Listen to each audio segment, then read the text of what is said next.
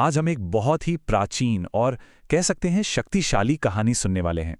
एक ऐसी देवी की कहानी जिनकी सबसे बड़ी ताकत कोई हथियार नहीं बल्कि सच को देख पाने की काबिलियत है। अच्छा, कभी सोचा है कि क्या होगा अगर पूरी दुनिया सच देखने की अपनी ताकत ही खो दे? मतलब सच सामने हो पर कोई देख ही ना पाए। बस इसी एक सवाल से एक बहुत बड़े संघर्ष की शुरुआत होती है।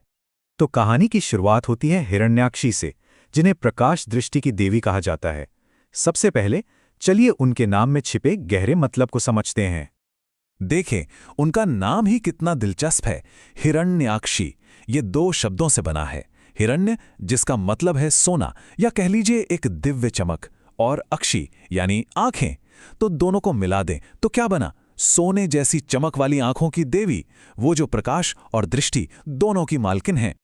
वो सिर्फ एक शक्ति का रूप नहीं है, बल्कि उनका सारना 4 बड़ी शक्तियों पर टिका है। सूरज जैसा तेज, सबको बचाने वाला दिव्य संरक्षण, चमकती हुई समृद्धि और सबसे जरूरी चीज सत्य दृष्टि, यानी सच को बिल्कुल वैसा ही देखने की ताकत जैसा वो है। लेकिन फिर जैसा कि कहानियों में होता है, एक बहुत बड़ा संकट आता है। एक ऐसा वक्त आता है जब पूरी दुनिया धीरे धीरे अंधेरे और एक अजीब से भ्रम में डूबने लगती है। हुआ यूं कि तीनों लोगों पर एक अजीब सा संकट छा गया। सूरज की रोशनी धीमी पड़ने लगी, चांद भी धुंधला सा दिखने लगा। हालत ये हो गई कि दिए की लौ तक कांपने लगी थी। और ये जो बाहर का अंधेरा था ना, इसका असर अंदर भी हो रहा था। लोगों के दिलों में नाउम्मीदी भर गई थी और धरती भी अपनी उपजाऊ शक्ति खो रही थी। हर तरफ बस एक उदासी और कन्फ्यूजन का माहौल था।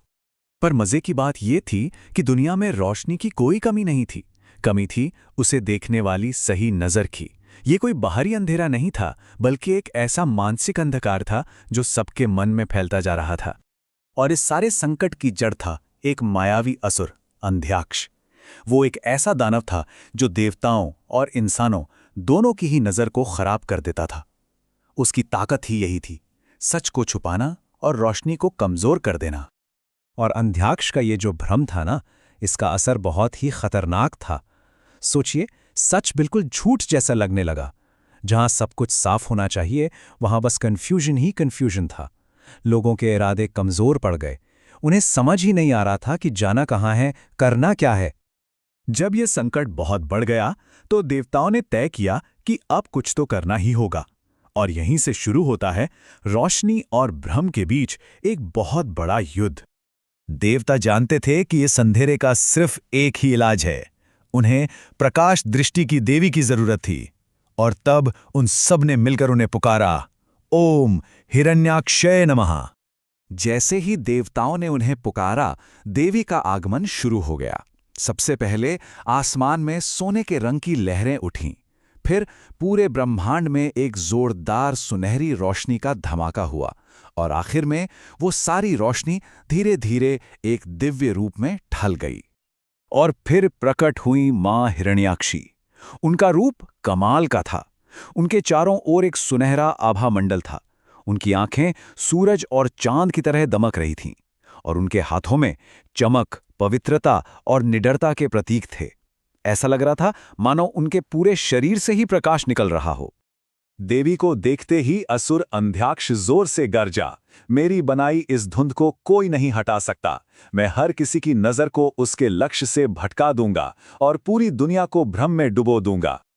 इस पर मां हिरण्याक्षी ने बहुत शांत लेकिन दृढ़ आवाज में जवाब दिया, दृष्टि तो मुझसे ही पैदा होती है।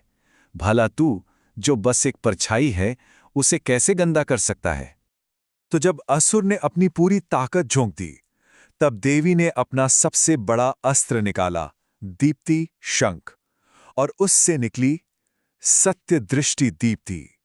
ये ब्रह्मांड की सबसे शुद्ध, सबसे पवित्र रोशनी थी।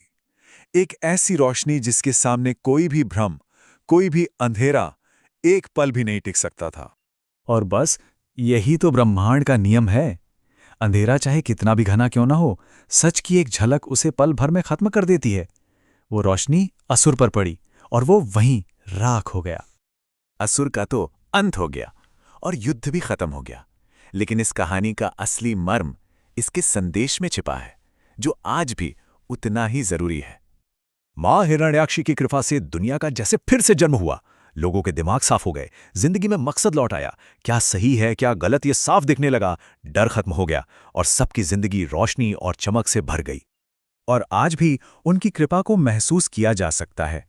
जब मुश्किल फैसलों में दिमाग साफ हो, जब मन का कन्फ्यूजन दूर हो जाए, जब जिंदगी में सही रास्ता मिल जाए और डर और शक खत्म हो जाए, तो समझ लीजिए ये सब उनकी कृपा के ही संकेत हैं। तो आखिर में ये कहानी हमें सिखाती क्या है? एक बहुत सीधी सी बात, असली रोशनी बाहर नहीं है, वो हमारे मन के अंदर है। सच को देख पाने की जो काबिलियत है ना, वही सबसे बड़ा आशीर्वाद है। कोई भी भ्रम हम पर तभी हावी हो सकता है जब हमारी अंदर की नजर सो रही हो। और आखिर में देवी का ये दिव्य संदेश हमेशा याद रखने वाला है, जिन आंखों में मेरा प्रकाश, उनके जीवन में कभी अंधकार नहीं। यह एक बहुत ही शक्तिशाली विचार है जो हमें अपनी आंतरिक दृष्टि को हमेशा जगाए रखने के लिए प्रेरित करता है।